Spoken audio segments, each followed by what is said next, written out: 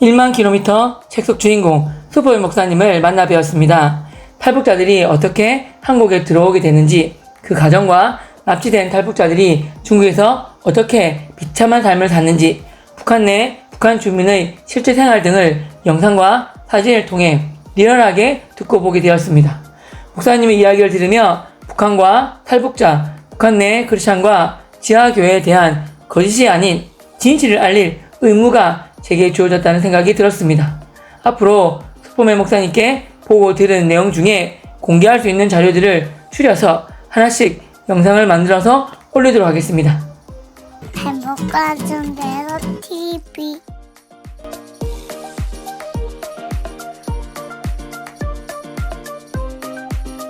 반갑습니다. 행복한 전도의 삶 TV 열혈 청년 전도왕 최병호입니다.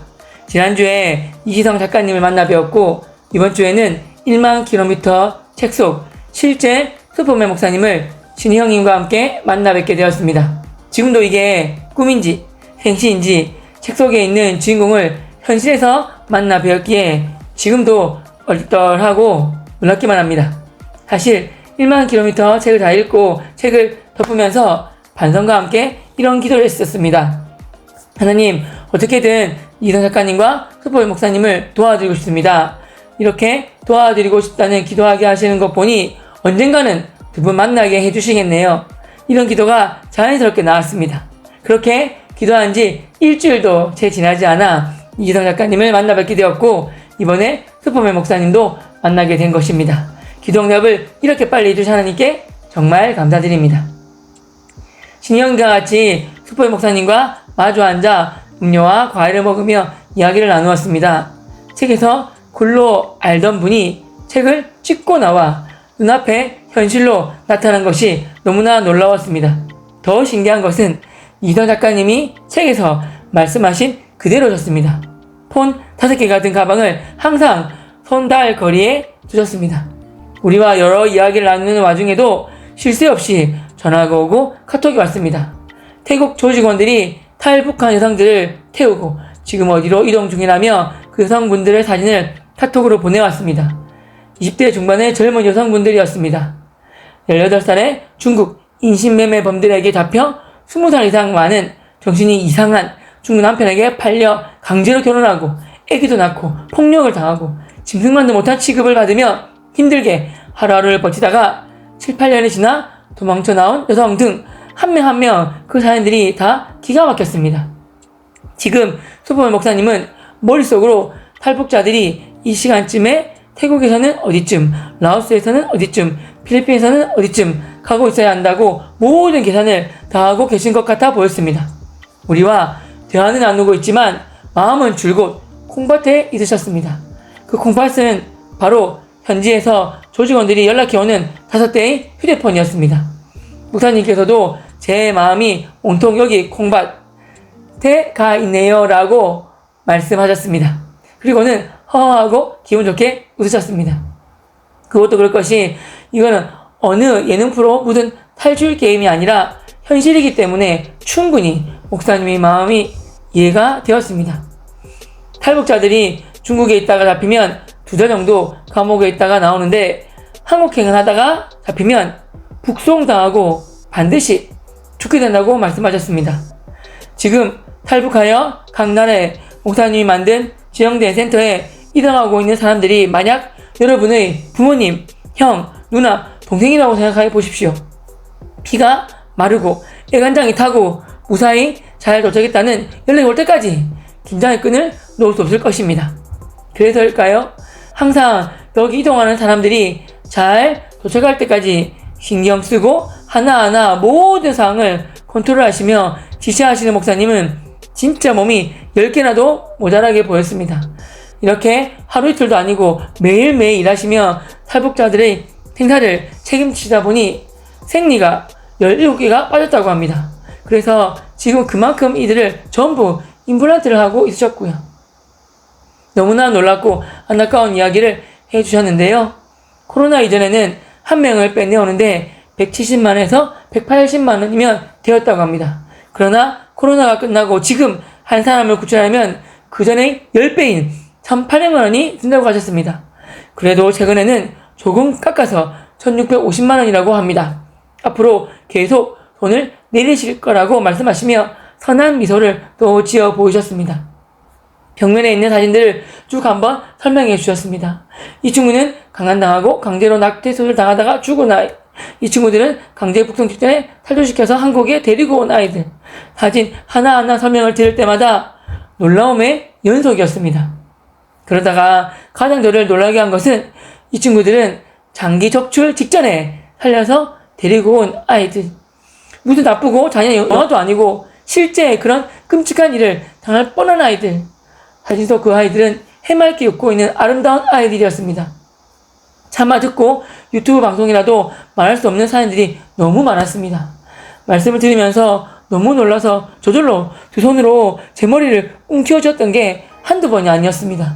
또 저희를 마음 아프게 한 영상은 탈북하다가 이신매매 범에게 잡혀서 나이 많은 중국 남자들에게 팔려간 여성을 마구잡이로 사람들이 다 있는 대낮에 두들겨 패고 머리채를 잡고 흔들고 질질 끌고 가도 한 사람도 말리지 않는 영상이었습니다. 지금 중국에는 강제 북송을 기다리고 있는 사람이 무려 2200명이 있다고 합니다. 이 모든 조치가 그냥 가짜가 아닌 진짜이고 영화 속 얘기가 아닌 진짜 리얼 현실이라는 사실이 마음이 너무나 아파왔습니다.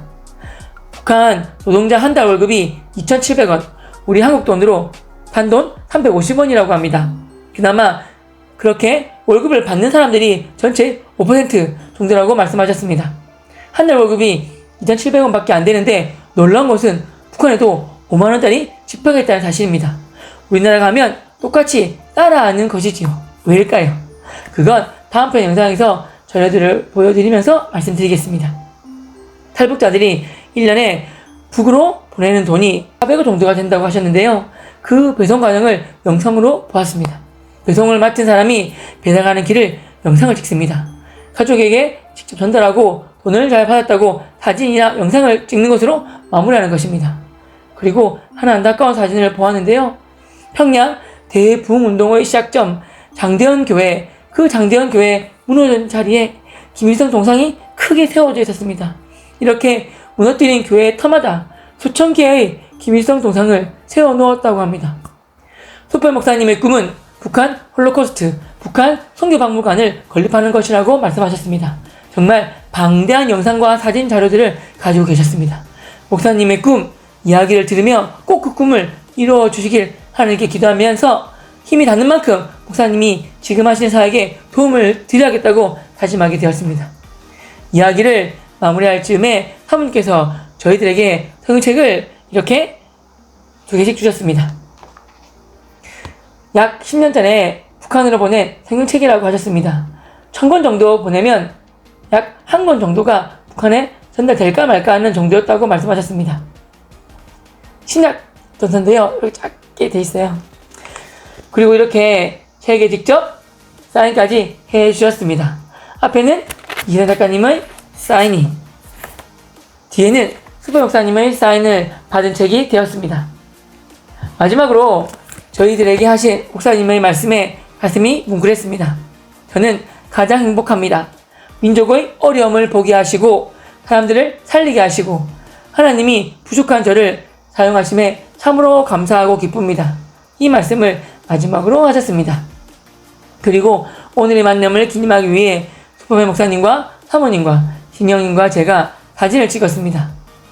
북한에서 보낸 납치범들에 의해 6번이나 납치당할 뻔하시고 중국에서 4번이나 감옥에 가셔서 고문을 당하시고 총에도 맞고 칼에도 맞고, 그리고 직원들께서 매번 목사님에게 혼내 다니지 마시라고, 신변보호 좀 하시라고, 그리고 문고리 잡을 때 끈적끈적한 거 느낌 이상하면 무조건 손 씻으라고, 독이 있을 수 있으니까 하시면서 엄청나게 주의를 많이 주신다고 합니다.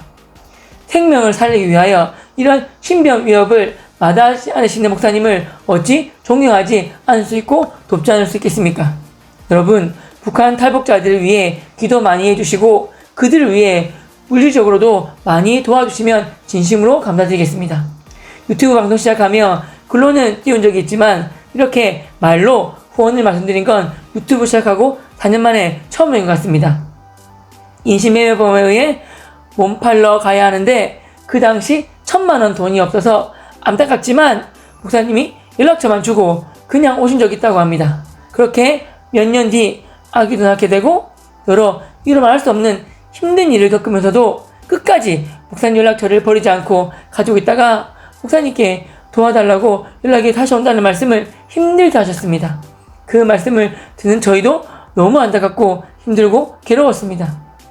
죽음과 비참한 암흑의 구렁텅이 속에서 존귀한 생명, 사람을 살리는데 나의 물질이 쓰인다는 것은 이 세상에서 가장 가치 있게 물질이 쓰이는 것이라고 저는 확신합니다. 끝으로 지난 주일날 주님이 온화하고 부드러운 음성으로 병호야, 하나님의 기적은 반드시 일어난다. 병호 너 정신 똑바로 차려야 한다. 이제 시작이다. 이렇게 말씀해 주셨습니다. 저는 주님이 살아계심을 믿기에 큰 꿈을 꾸고 큰 기도를 하며 큰 기대를 합니다. 끝까지 들어주신 여러분 진심으로 감사합니다. 사랑하고 축복합니다.